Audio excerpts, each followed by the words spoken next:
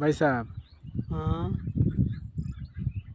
মানুষের কাছে উনি আপনার দাদার